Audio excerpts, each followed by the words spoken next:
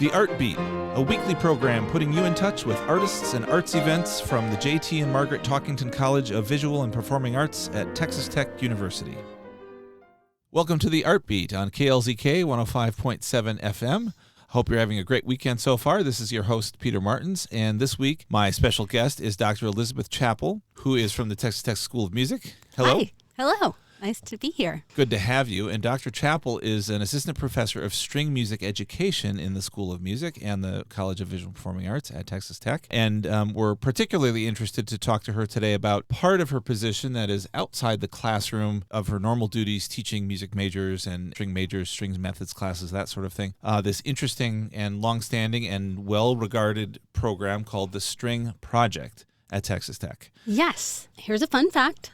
The original String Project started at UT Austin, and I was a member of that as a child. As a child? Yes. And then I was a student there, and I taught in the String Project at UT. I have been a director of the String Project at University of North Texas, and now I'm here teaching String Project at Texas Tech. It is a fantastic program that provides lessons for community members, children mainly, but also it's dual purpose in that it helps to train future teachers. There has been a string teacher shortage since the 1930s, and we still have not caught up. Another thing I should mention is I'm a past president of the National String Project Consortium. So there are string projects all over the country, and everyone of the projects are slightly different and have a different type of, they all have the same mission, which is getting more string teachers out there, get trained in situations. But everybody has their different take on what it is. And Texas Tech has a fantastic take. I love it, which is we not only serve youth, but we have adult classes. Right. And we offer harp, which is a little unusual. And we offer a vernacular music ensemble.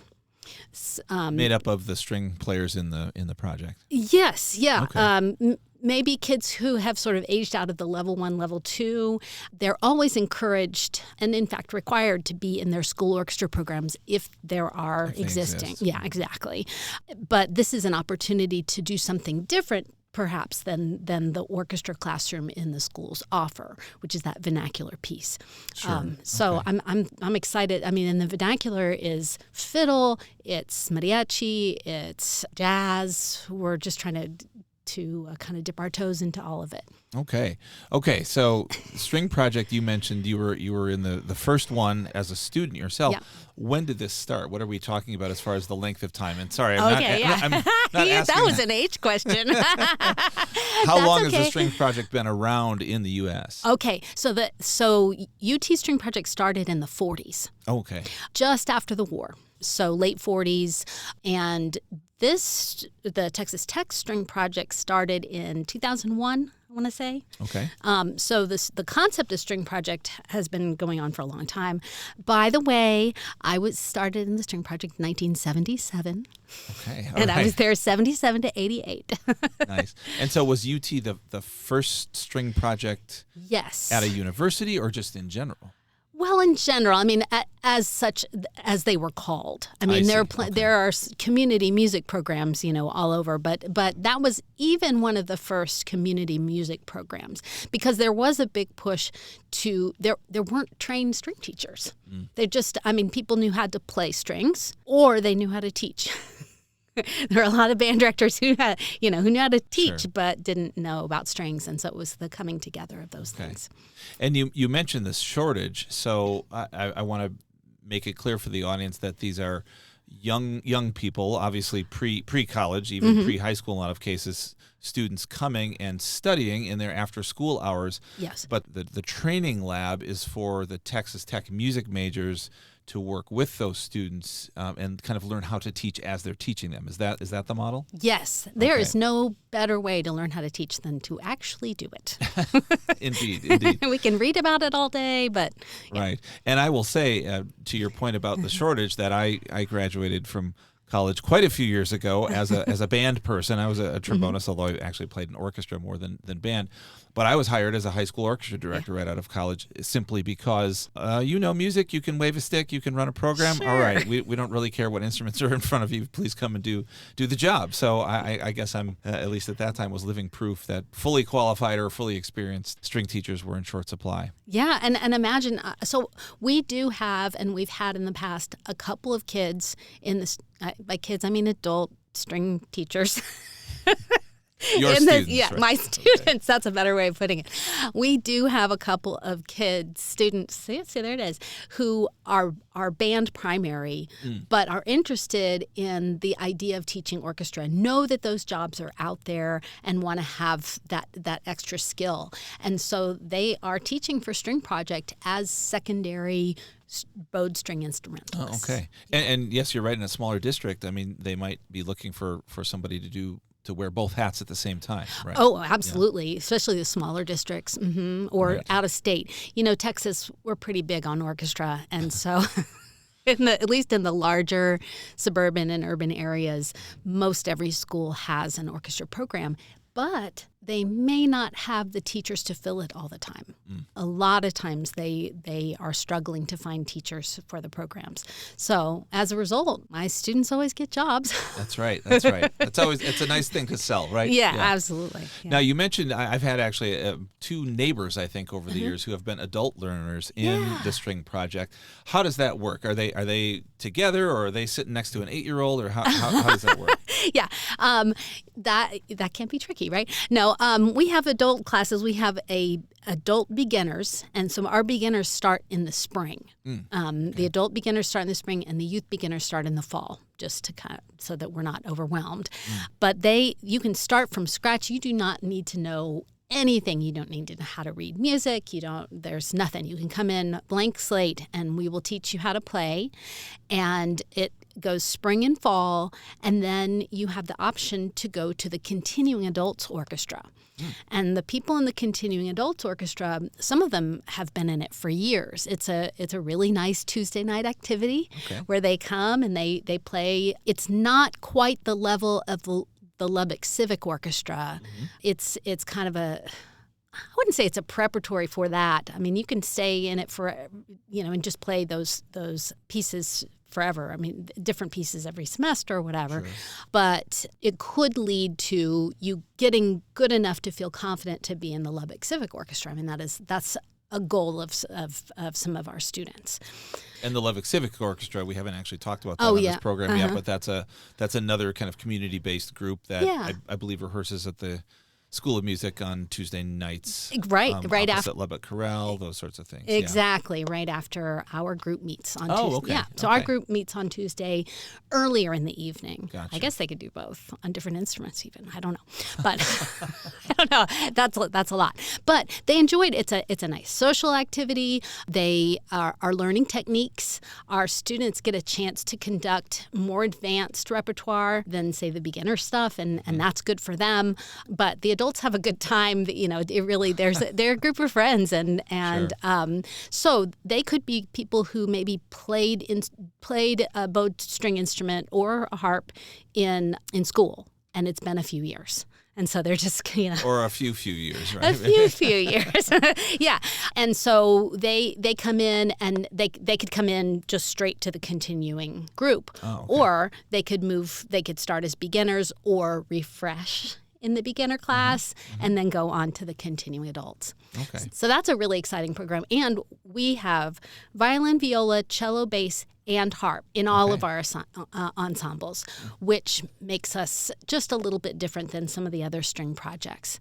That's because my co-director, Dr. Rachel Mizuko, is a harp player and harp educator, and I mean that's part of the reason. So she's very passionate about it and good at it as well. And speaking of shortages, right, as I understand, no kidding, we pull harps in from all over the region to cover certain concerts and that sort of thing. Absolutely. And, because orchestra is so big in Texas, we are looking for a type of quality in our Texas ensembles that often requires harps, to be in the mix. But yeah, if it's hard to find a string teacher, It's extra hard to find a harp teacher. And part of the problem is that nobody knows how to do beginners. So going back to that, our beginning ensembles, the level 1, where the kids come in, they come with blank slates. They can choose violin, viola, cello, or bass, or harp. And we all play together. So that is a very unusual aspect of our program, is that we're all learning together. We're not splitting into violins and, the violin group, harp group, etc.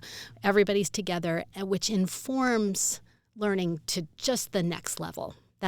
Heterogeneous instruction. Heterogeneous instruction is basically, diversity is always the way to go. All right.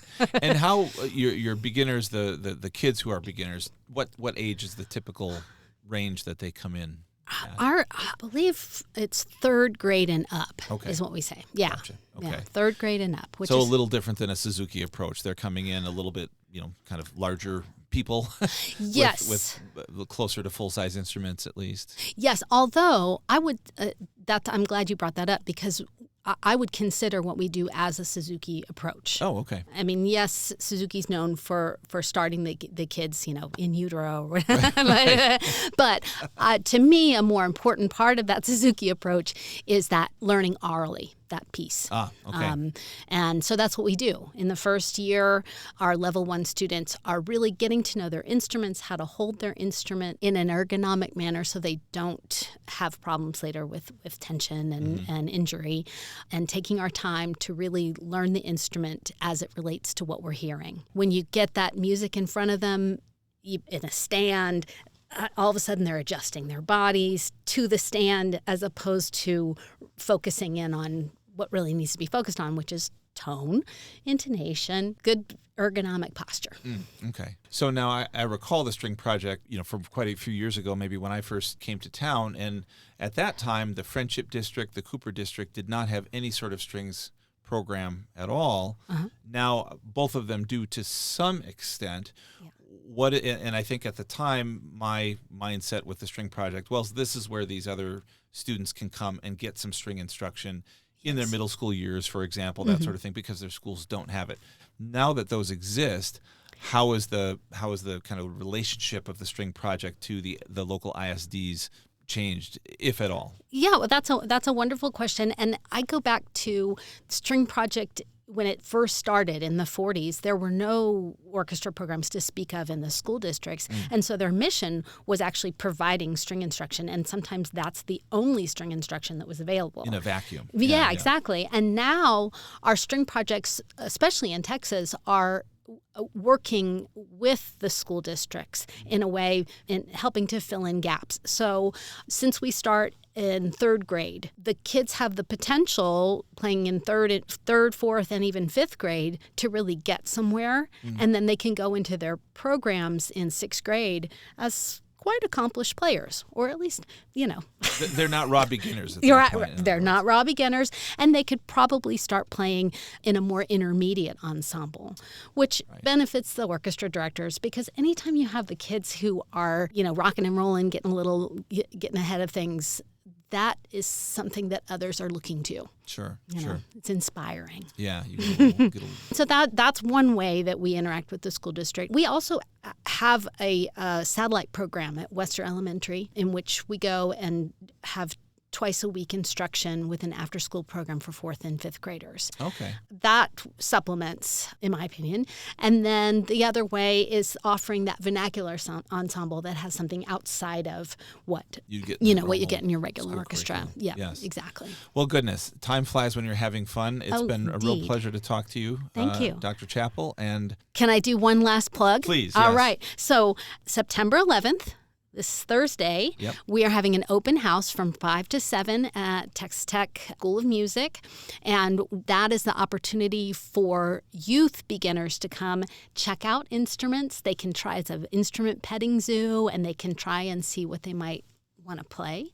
So Excellent. Come on out. Okay, in just a few days. So yes, thank you for that. And we hope to see lots of folks that maybe don't know which end to hold, right? Yeah. Even we will help showing with up that. and find an instrument, right? It is a lifelong endeavor, as you say, and and there's all sorts of research coming out. We could do a whole show on the adult learners and how beneficial that is to their well-being and cognitive maintenance and all that stuff.